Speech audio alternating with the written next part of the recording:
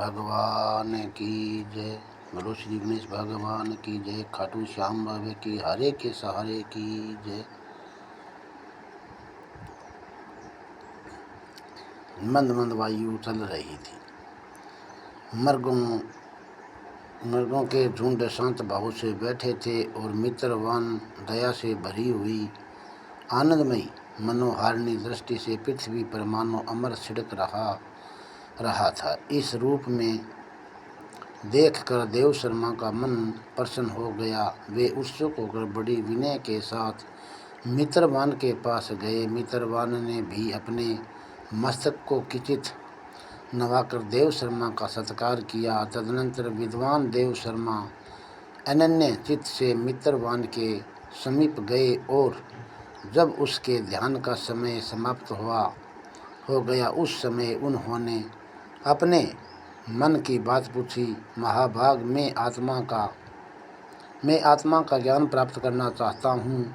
मेरे इस मनोरथ की पूर्ति के लिए मुझे किसी ऐसे उपाय का उपदेश कीजिए जिसके द्वारा सिद्धि प्राप्त हो चुकी हो। देव शर्मा की बात सुनकर मित्रवान एक क्षण तक चुप कुछ विचार किया। उसके बाद इस प्रकार कहा, विद्वान, एक समय की बात है, मैं वन के भीतर बकरियों की रक्षा कर रहा था। इतने में ही एक भयंकर व्याघ्र पर मेरी दृष्टि पड़ी, जो मानो सबको ग्रास लेना चाहता था। मृत्यु से डरता था, इसलिए व्याघ्र को आते देख बकरियों के झुंड को आगे करके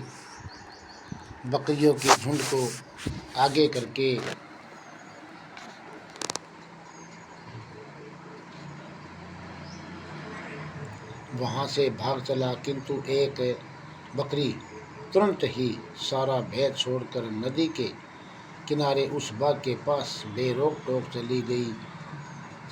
फिर तो व्याघ्र भी देश छोड़कर चुपचाप खड़ा हो गया। उसे इस अवस्था में देखकर बकरी बोली, व्याघ्र, तुम्हें तो अभिष्ट भोजन प्राप्त हुआ है।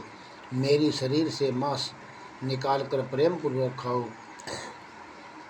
खाओ न। तुम इतनी देर से खड़े क्यों हो? तुम्हारे मन में तुझे खाने का विचार क्यों नहीं आ रहा? व्याघ्र बोला, बकरी, इस स्थान पर आते ही मेरे मन से देश का भाव निकल गया। भूख प्यास भी मिट गई, इसलिए पास आने पर भी अब मैं तुझे खाना नहीं चाहता। जय श्री कृष्ण भगवान की जय। राधा रानी की जय। ये माध्यम आपको मैं मद् भागवत गीता का पाठ सुना रहा हूँ। जय श्री कृष्ण भगवान की जय।